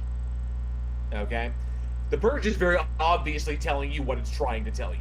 Yeah. Okay, that is an ether-rich, corrupt government, 99 versus the 1. Absolutely, that is the mentality of those movies. The rising up against the bourgeoisie. But, and I felt that the Invasion of the Body Snatchers was exactly the same thing. That it feels that way to me, despite the fact that Finney and Mainwaring said flat out that they did not intend for that to happen. That was not the intention of the film. In this case, I guess, who do you think is right? Were they basically standing by their guns saying absolutely not because they didn't want to be politically affiliated? They don't want that kind of stigma on their movie? or is it they really didn't intend it? Is it just happy coincidence? And see, that's where you get into the open interpretation where we talk about the rhetoric of it, because obviously somebody, however they interpret it, is based off their own life experiences, and we can't control the life experiences of the viewer. If you make a film, you're like, hey, I'm going to pitch a movie about cats, and you come across someone who's never seen or heard a cat before, they're going to picture something completely different than somebody who, say, grew up with a bunch of cats. So to me, there's never been a right answer on maybe they intended to, maybe they didn't intend to, maybe what they intended doesn't matter. That's just what people pick up on. You make arguments for all of those. It's interesting. I dig it. And I dig movies that are like this, that I felt that Invasion of the Body Snatchers was somewhat obvious, but apparently it wasn't. Apparently that was not the intention. But I dig movies that do have messages like this, that are the barometers for the anxieties of America at the time, the anxieties of the world, whether it be climate, or whether it be international relations, foreign relations, the advent of war, post-apocalypse. That's kind of the best part about this film, is that you could take it. It was it came out originally in the 50s. You can transplant it from the 50s into the 60s, and it's which they did. Still going to be just as powerful. Yeah, because they did it for the 50s, they put it in the 70s. And the 70s Body Snatcher version was just as impactful. And then they did it again. They brought out, there's another one that's was in the, was it 90? They had one come out like in 78, like 1978 also, something like that. Let's see, there was Invasion of the Body Snatchers 1978, there was Body Snatchers 1993, and the Invasion in 2007. So, and apparently an untitled fourth remake is currently in development. Which, I mean, shows you the fact that the story transcends, because it's relevant. It's still relevant to this day. Yeah. And of course, and I know that nobody's brought it up in the chat, but somebody probably will. Definitely, it all began 1951 with oh shit. I hope we didn't lose. Yeah, okay, so apparently we may have lost Johnny due to the internet, due to his internet situation. His internet's been spotty. He just messaged me on Messenger saying that we may have lost him. Eugene, how are we looking on your end? Are we okay? Yeah, because he popped out of the OBS chat also, so I don't even have him. Oh, okay. Gotcha. So we may have totally lost him. So just a heads up, Chad. That's why Johnny is not visible on the screen. Is that because they've been digging in his area all day long. So we may have just lost him. But I wanted to give credit. Obviously, 1951, the novel *The Puppet Masters* by Robert Heinlein is pretty much where this all kicked off.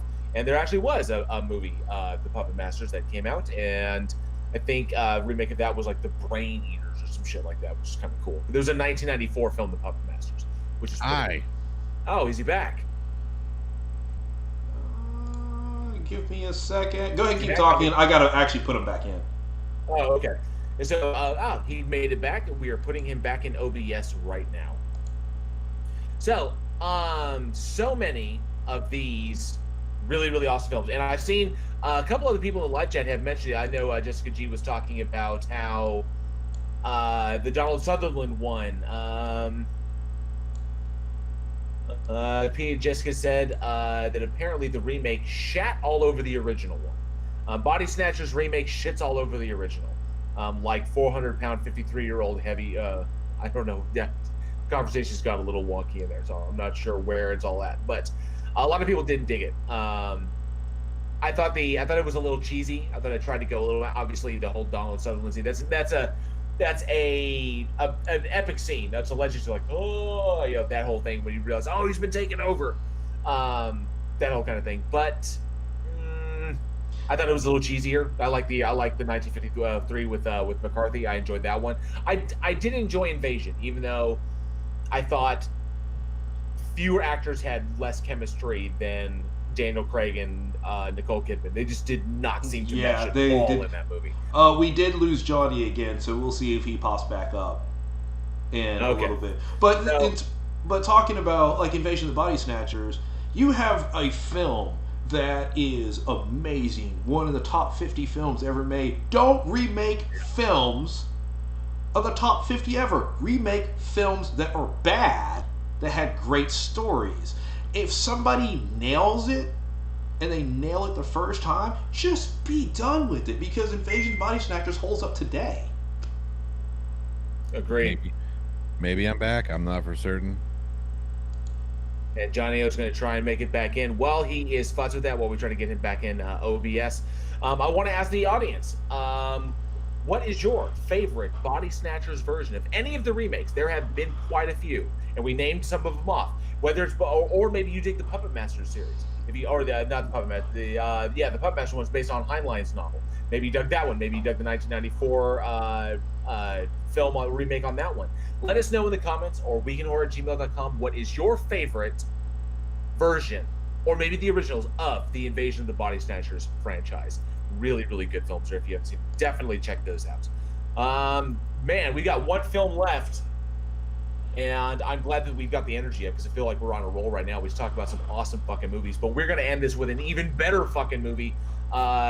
Eugene, are you good? Or do you want me to kick this one off? Oh no, I'm good. Take it home, man. And you were right about it. I watched this yesterday, and Did it's you like really it? good. I did. I liked it. I liked it a lot. So fucking good. And speaking, it's weird because it has still kind of like anthology. But we have released February 5th, 2016. We have the film Southbound. And it was directed by, we got a couple. One director called Radio Silence, another one Roxanne Benjamin, and then David Brockner.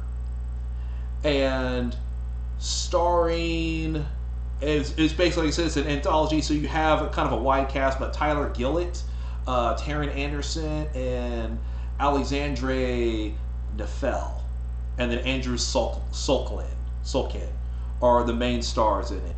And basically what it is it's an anthology film based around like a highway. And so you have these different interpretations of like some of like a car accident breaking down. One of them has a real cool one where you have this like floating entity that kind of follows them, and they all have their like different stories. So it's not like when we were talking about earlier with the ABCs of Death, there's no correlation between. This one actually has kind of a framing narrative behind it, on it. But it was fantastic. I knew that you would enjoy it. I really, really do. I really did. I'm so glad that you got to watch it for the first time, because I remember watching it my first time and I was blown away. I just happened to catch it by chance. I was kind of like, oh, hey, it's this movie Southbound, and you see the cover, and the cover is like a fucking pentagram. I'm like, ooh, what is this? And it's pretty much what it is.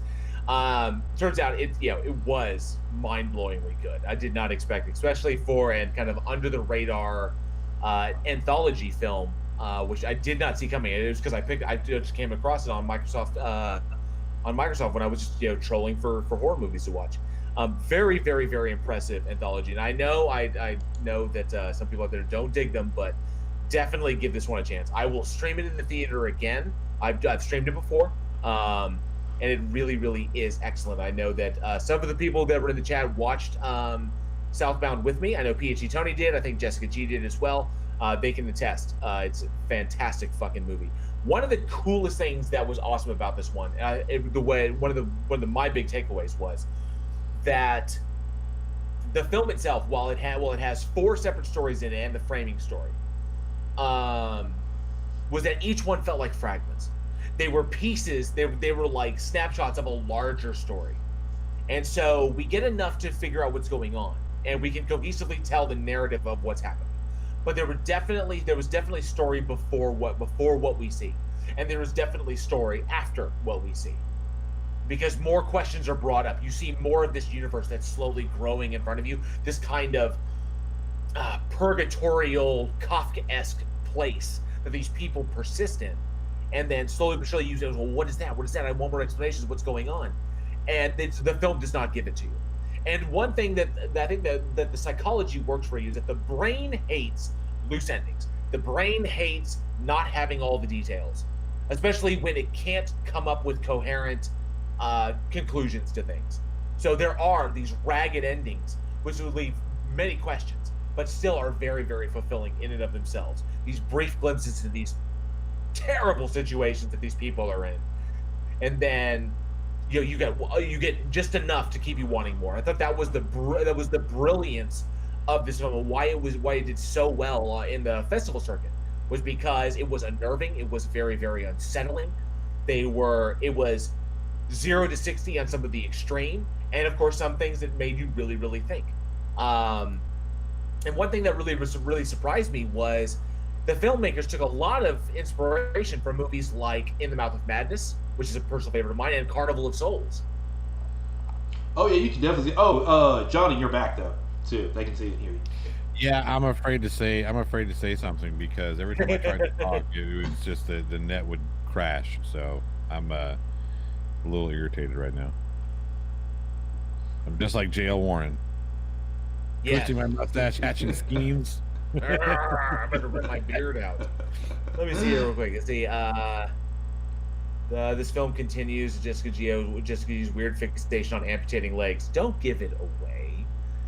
I don't want to give too much away. Yeah. I don't want to give too much. But I think you did. You brought up a really interesting point. How it feels like it's world building.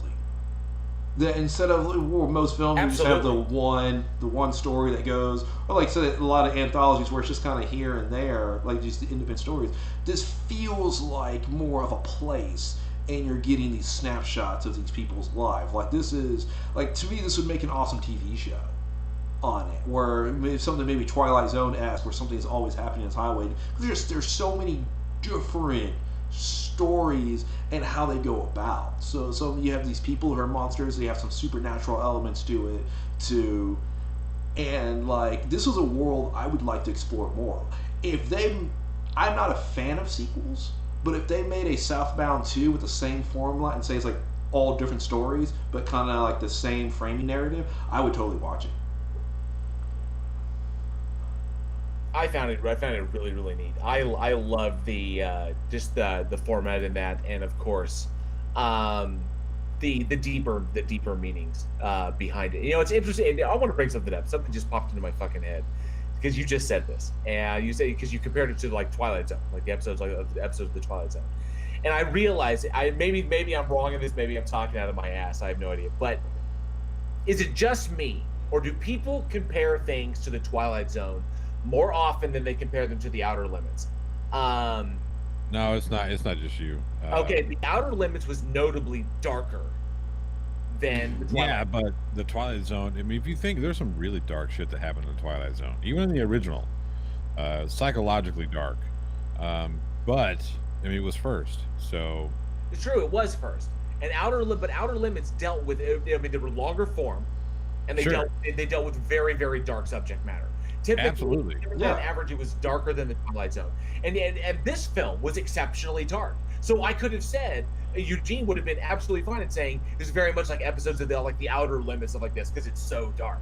But we always say Twilight Zone. Even I am guilty of this. I am guilty of comparing this to the Twilight Zone when I'd be better off comparing it to the Outer Limits to convey the darkness of the story. Well, if you think about it this way, we don't have the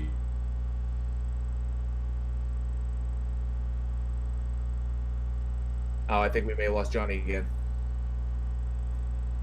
Let's see. Yeah, we did. He's frozen in OBS. Yeah. See what happens when I talk? You're too powerful, man. The internet can't handle you. Too much for the internet. Your shit is like, whoa. Every time I talk, the internet has an orgasm and can't do it anymore. You break YouTube. Stevie B brings up Tales of the Unexpected. Very much so.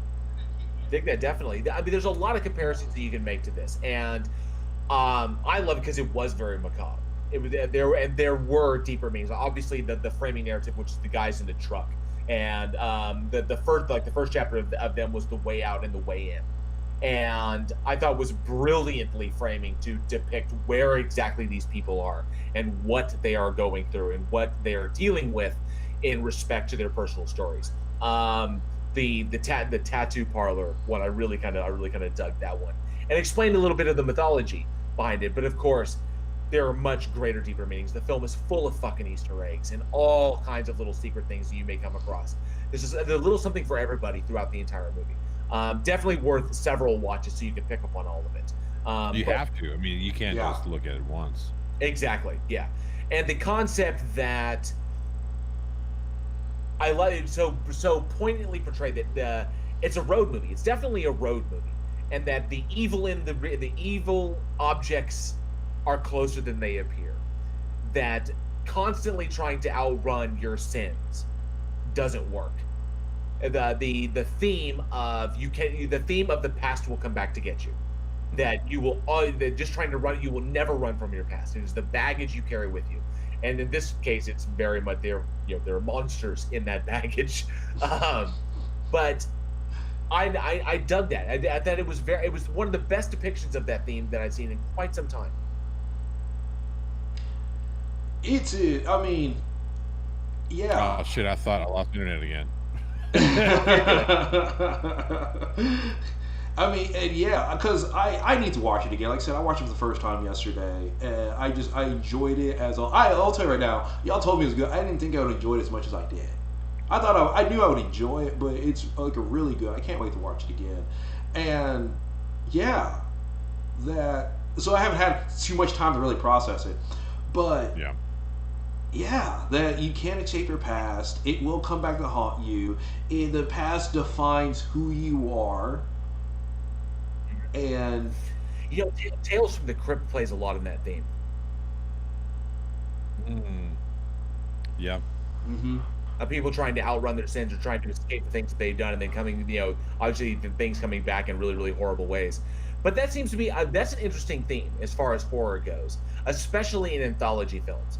Ubiquitous themes that are pretty much global in that global in the respect of what we expect. The justice will find you. There's a virtually universal theme with humanity. That justice may be slow, but it will catch up to you. The sins that you commit will eventually go. Your chickens will come home to roost. I don't like chicken. Steak instead. Yes, the cows have come home. Is that what? To be slaughtered and grilled because they're delicious. Yes. And PhD Tony says Twilight Zone comparisons are fine. Just be on time and give up the ghost shit. Funny, PhD Tony, you're the only one bringing it up. I haven't touched it once. Well, to be fair, this is a show about horror films, and there are a lot of ghosts in horror films. So this is true. I think all of our films have had ghosts in them. The Ace of Death, certainly some ghost action there. Yeah. Entity, lots of ghost action. Well, not Invasion. Invasion of Body Snatchers. Okay, that was Alien. No, Alien. And then Southbound, definitely ghosts in that. Yeah. Yes.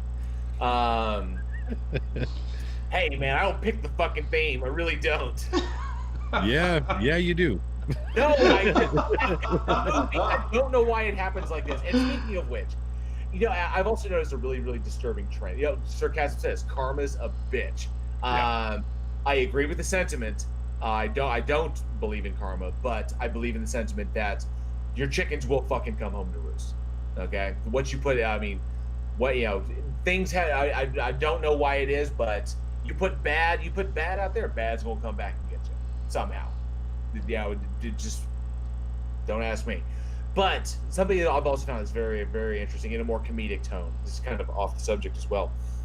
I've noticed a very disturbing trend that we typically do the second episode of the week. We typically do our bloodbath, and then the third week of the month we do our special guest. We do our After Dark, and I've noticed a disturbing trend that the After Dark guests get shitty fucking movies. I would love to have a special guest talk about these movies: Southbound, The Entity, Invasion of the Body Snatchers, the ones that inspired us, the ones that challenge us. Movies like this. You're the one who controls that. I would, but no, I really don't, because we go in chronological order. I control when the guest shows up, yes, but I don't control what movies show up. I don't really control what movies show up each week.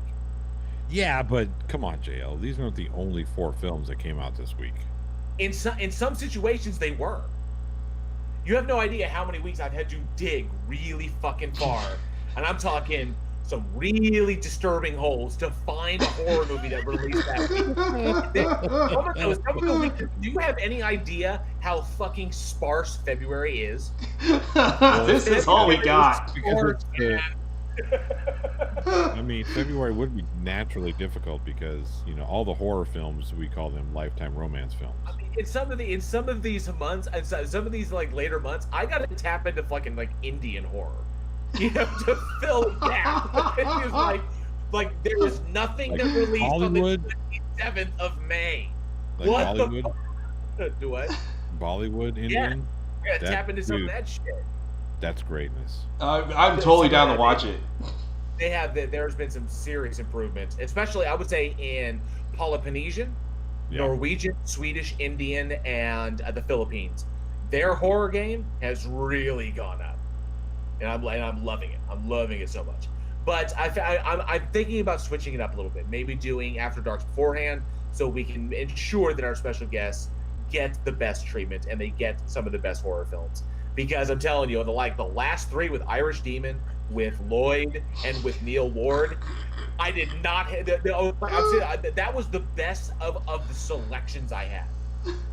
Yeah, but the one with Lloyd worked out. That one did. That was weird. It was his film. Because he owns Nail Gun Massacre. I was like, what the fuck? I did not intend for that. And that's really cool how that worked out. Sometimes it works out. Yeah. It has a tendency to do that on the show, which is fucking weird. So really, really crazy. But yes, Jessica, expect some Bollywood horror coming up, and some other interesting Kung Fu fighting and dance scenes. Yeah, definitely. I've seen some scary kung fu fighting and dance scenes, though. So you've seen that. Episode of that sitcom, I think it is in Bollywood, where it's that family and they have the little dancing guy. No.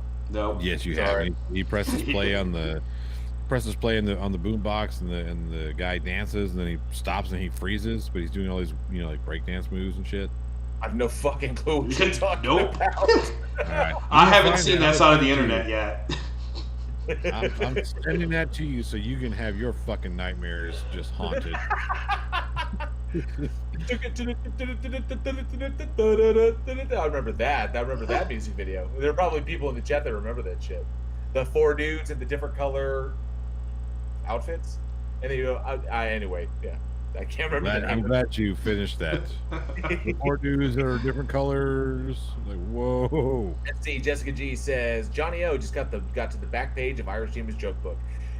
He is writing on the back cover. That's what he is currently doing. That's what he's trying to do. Oh man! Oh man! Oh man! Oh man! Oh man! So, but yes, Eugene. But yes, so it is an anthology, and what I'd like to actually know is what is everybody's favorite entry in Southbound. There are a lot of good ones. Several of them, definitely. I like the film as a whole, I really do, but I would have to say the accident one was my favorite. I thought that one was fantastic. That was really good. I have to probably do The Way Out. That floating creature. And the thing is, I like the way they do it because it's like in the corner of your eye. It's in the corner of your eye. It's in the background, out of focus. It's like, it's just something where it's like if you catch a glimpse and you turn and it's like gone. And I love that aspect of it. I dug it that the way out and the way in, that when they were shot during the day, that they were that they're out in the desert and they're cactus all throughout, like a big tall cactus everywhere, and they're hovering among the cactus. Yeah. There's so yeah, I love how they disguise like that. It was really brilliant to use that to their advantage. Let's see, Johnny O. Oh yeah, let's see. Jessica says I absolutely love and hate the third one with the girl and the legs. Yes, the accident when the girl gets hit by the car and taken to the hospital. That one was really brutal. That was a tough one. But they were all so fucking good. Oh, but Yeah, but that is the last film that we have for this episode. Before we move on, we would like to take this moment to wish a happy birthday to legendary actor Warwick Davis, who was Mm-hmm. born February 3rd, 1970, the Leprechaun himself. And we want to take a moment to remember. Oh, of course, I'm sorry, Leprechaun. Willow. You name it. I mean, and of course, I knew I didn't watch all the Harry Potter films. I know he was in them. I don't know what character he played then, but I know it was pretty big. He played a few characters. Yeah. Yeah. And of course, we'd like to take a moment to remember director George A. Romero. Yes. Born February 4th, 1940, passed away July 16th, 2017. Man, I remember I got the brief opportunity to meet George very, very briefly at Texas Frightmare Weekend. He was really, really busy. It was the middle of something. And I just happened to be standing nearby, and there was no line there for a moment. I just wanted to say thank you and express my gratitude. Such an absolutely cool dude. Wish I'd gotten to know him better because he passed shortly after that. It was like 2015, I think I got to meet him. But he was obviously Night of the Living Dead, The Crazies, Bruiser, a number of fantastic films. The Father of the Dead.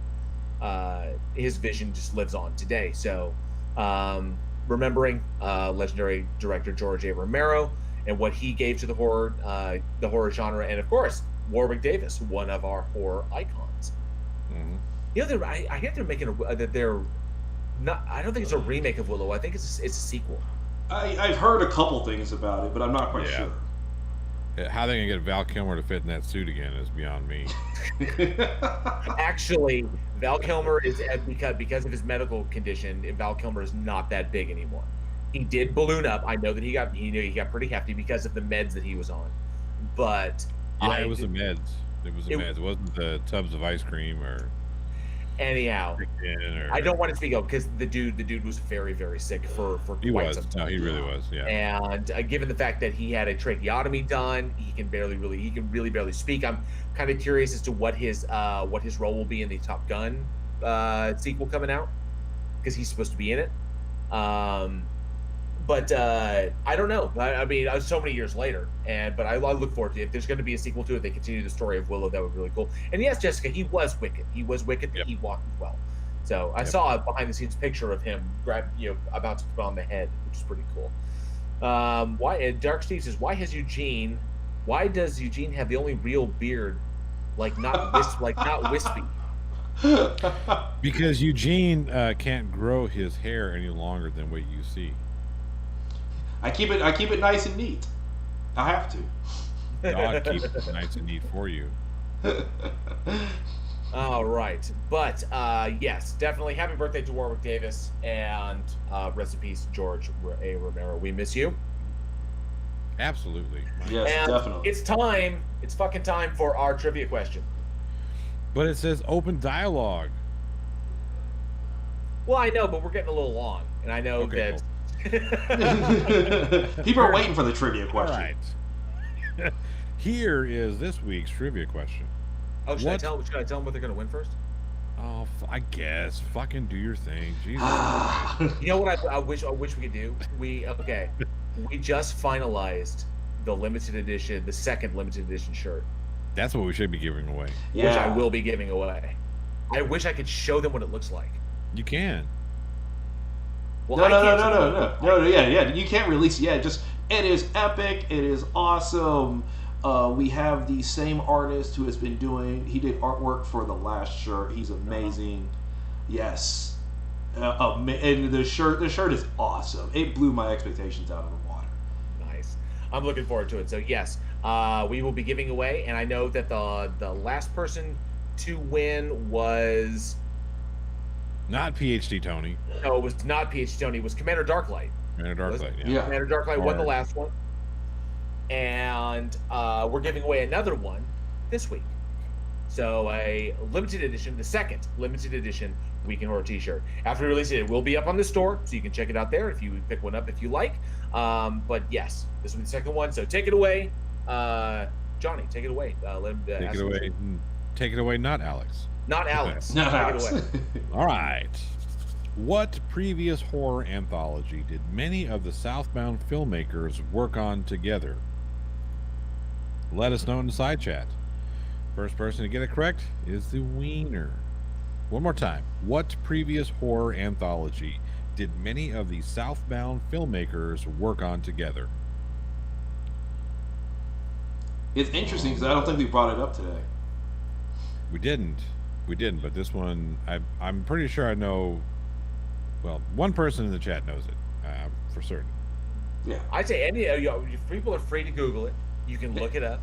Go hunt it down. Really, absolutely. I'm really curious. Who's going to get this? Who's going to pick it first? Come on. Who's got the answer? I know PhD Tony fucking has it. Yeah. He's giving other people a chance right now. PhD Tony's got it written in the chat bar. He's waiting. He's giving everybody 10 minutes before he presses enter. Oh, God. Yeah, Charlie Welsh. There you are, buddy. Nice. Charlie Welch took it? Yeah. Sweet. Nice. Very good. Yep. VHS. That is correct. Awesome. Let's see. Commander Darklight won our first one. And Charlie, I'm making note of it right now so we can get you your shirt. Charlie Welch. We'll be getting one of our shirts. Unfortunately, Sarcasm, not Trick or Treat. That was Mike Doherty and a fantastic anthology. Probably my all-time favorites Halloween themed anthologies. But yes, Charlie Welsh, congratulations, VHS. And no, Shinshu, it's so good to see you. I'm sorry you came in at the end. Not Cat's Eye. Also an excellent anthology. Fantastic little film. But congratulations to Charlie Welch. You are the man tonight. You have scored it. I cannot wait to send you your shirt. You are going to fucking love it. I promise you. It's awesome. You'll look great. I guarantee it. I see what you did there.